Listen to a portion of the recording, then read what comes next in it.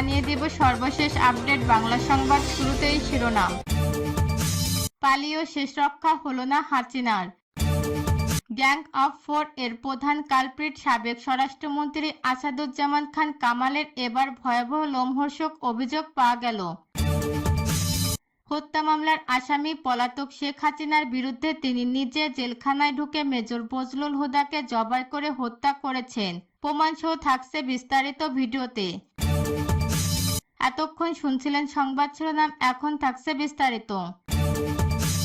2008 সালের নবম জাতীয় সংসদ নির্বাচনের আগে আসাদুজ্জামান খান কামাল ছিলেন তেজগাঁও থানা আওয়ামী লীগের সভাপতি। নবম জাতীয় সংসদ নির্বাচনে আওয়ামী লীগের মনোনয়ন পেয়ে ঢাকা 11 আসনে এমপি নির্বাচিত হন তিনি। পরবর্তীতে স্বরাষ্ট্র প্রতিমন্ত্রী এবং স্বরাষ্ট্রমন্ত্রীর দায়িত্বপ্রাপ্ত হন। রাজনৈতিক পদ পদবি বৃদ্ধির সাথে সাথে বাড়তে থাকে সাবেক এই মন্ত্রীর অন্যায় আর অপকর্মের ভাণ্ডার। অনুসন্ধান বলছে পুরো তেজগাঁও এলাকা এবং শেরেবাংলা নগর এলাকায় চাঁদাবাজি, টেন্ডারবাজি, পুরো অর্থ যায় সাবেক স্বরাষ্ট্রমন্ত্রীর কাছে। এসব টাকা তোলার জন্য তার ছিল একটি বিশাল সিন্ডিকেট। সাবেক এই মন্ত্রীর নামে শুধু রাজধানীর কারওয়ান বাজার থেকে প্রতিদিন প্রায় 1.5 কোটি টাকা চাঁদা তোলা হতো। ফুটপাতে বসা বাজার, মাদক এবং আবাসিক হোটেল থেকে ওঠানো হতো এসব চাঁদা। এই টাকা মন্ত্রীর হাতে পৌঁছে দেওয়ার জন্য দায়িত্ব দেওয়া হয়েছিল মন্ত্রীর এপিএস মনির হোসেন সহ আরও 2 জনের হাতে। মন্ত্রীর এই কালো টাকা জমা রাখতে হতো একটি বিশাল সিন্ডিকেট। তাদের একজনের নাম গোলাম কিবরিয়া ওরফে বড় মনির, যিনি টাঙ্গাইল শহর আওয়ামী লীগের সাবেক সহসভাপতি এবং টাঙ্গাইল 2 আসনের সাবেক সংসদ তানভীর হাসান ওরফে ছোট মনিরের ভাই বড় মনির। 2023 সালে কলেজ ছাত্রীকে ধর্ষণের মামলায় গ্রেপ্তার হন।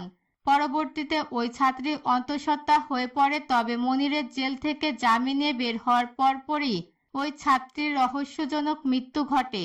এ ঘটনায় মামলা তদন্তের দায়িত্ব ছিল পিবিআই, তবে স্বরাষ্ট্রমন্ত্রী পিআইবি প্রধান বনোজ কুমারের মাধ্যমে তদন্তে প্রভাব খাটান। পরে জেল থেকে বের হয়ে আবারও নতুন করে আরেক ছাত্রী ধর্ষণ মামলায় ফেঁসে গেলে স্বরাষ্ট্রমন্ত্রীর সহযোগিতায় দেশ থেকে পালিয়ে যান বড় মনির। এছাড়াও 27 নং ওয়ার্ড আওয়ামী লীগের সাবেক সাধারণ সম্পাদক কাজল শেরেবাংলা নগর এলাকায় এক ত্রাসের রাজত্ব কায়েম করেছিলেন, যার সবই হয়েছে সাবেক এই স্বরাষ্ট্রমন্ত্রী আসাদুজ্জামানের ছত্রছায়ায়। চাঁদা না দিলে শেরেবাংলা নগর এলাকায় বিভিন্ন সরকারি কার্যালয় উন্নয়ন কাজ আটকে দেয়া, প্রকৌশলীদের মারধর করা, হাসপাতালে কেন্দ্রিক ঠিকাদারি থেকে শুরু করে ফুটপাত দখল, বিভিন্ন বেসরকারি প্রতিষ্ঠানে চাঁদাবাজি সবই একা হাতে নিয়ন্ত্রণ করত এই কাজল। এসব কালো অর্থের বেশিরভাগের অংশ সরাসরি পৌঁছে যেত সাবেক স্বরাষ্ট্রমন্ত্রীর হাতে। লুটপাটের এসব অর্থের বেশিরভাগ অংশই স্বরাষ্ট্রমন্ত্রী পাচার করেছেন দেশের বাইরে। এছাড়াও এসব অর্থের ক্ষুদ্র অংশ দিয়ে শত কোটি টাকার মূল্যবান সম্পদ কিনেছেন। রাজধানীর তেজগাঁও, ধানমন্ডি, সেন্ট মার্টিন সহ গাজীপুর, আশুলিয়ার মতো বিভিন্ন জায়গায়। 28শে জানুয়ারি 2010 ঢাকা কেন্দ্রীয় কারাগার রাত 9টা 30 থেকে 11টা পর্যন্ত। ঢাকা কেন্দ্রীয় কারাগারের আশপাশ ও কারাগারের অভ্যন্তরে সব বিদ্যুৎ একযোগে বন্ধ হয়ে যায়। বন্ধ হয়ে যায় বললে ভুল হবে, বন্ধ করে দেয়া হয়।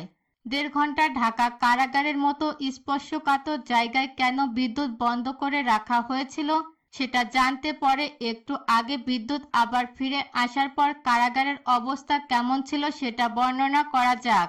ঢাকা কেন্দ্রীয় কারাগারে ওই দিন কয়েদিদের সবার ভিতরে কিছুটা অস্থিরতা কাজ করছিল, কারণ তারা জানতো জেলখানায় সেদিন 5 জনের ফাঁসি কার্যকর হতে যাচ্ছে। আর যে 5 জনের ফাঁসি কার্যকর হতে যাচ্ছে তারা সকলে ছিল অত্যন্ত বিনয়ী ও কারাগারে সকলের প্রিয় মানুষ। রাত 12টা 1 কর্নেল ফারুক, মেজর একে মহিনুদ্দিন আহমেদ, আর্টিলারি মহিনুদ্দিন সুলতান, শাহরিয়ার রশিদ খানকে ফাঁসিতে ঝুলিয়ে হত্যা করা হয়। 4 জনকে ফাঁসি দেয়া হলেও লাশের সংখ্যা ছিল মোট 5টি। ফাঁসি কার্যকর এর পরের দিন যথারীতি 5টি লাশ পাঠানো হয় যার যার গ্রামের বাড়িতে, কিন্তু একটি লাশের ক্ষেত্রে বিশেষ নিরাপত্তা ব্যবস্থা রাখা হয়েছিল, আর সেটাই হলো চুয়াডাঙ্গার সূর্য সন্তান মেজর বজলুল হুদার। মূলত মেজর বজলুল হুদার মরদেহ যেন কেউ দেখতে না পারে সেটা নিশ্চিত করা চুয়াডাঙ্গার মানুষের কাছে মেজর বজলুল হুদা ছিলেন এক আদর্শের প্রতীক, যে কারণে আইন শৃঙ্খলা বাহিনীর ব্যাপক উপস্থিতি আর জোর জবরদস্তির পরেও প্রিয় মানুষটিকে শেষবারের মতো একটু দেখতে চাওয়া মানুষের ঢল ছিল চোখে পড়ার মতো।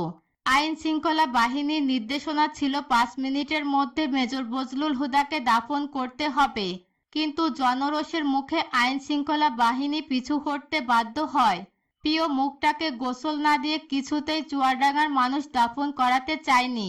বাধ্য হয়ে প্রশাসন তাদেরকে আধা ঘন্টা সময় বেঁধে দিয়েছিল দাফন করার জন্য। এই সময়ের মধ্যে অসংখ্য মানুষ মেজর বজলুল হুদাকে শেষবারের মতো একটু দেখতে ছুটে যান তার গ্রামের বাড়ি হাটবোয়ালিয়াতে।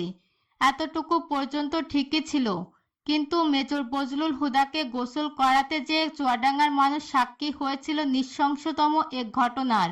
কাফনের কাপড় সরাতেই দেখা যায় মেজর বজলুল হুদাকে আসলে ফাঁসি দেওয়া হয়নি, তাকে জবাই করে হত্যা করা হয়েছে।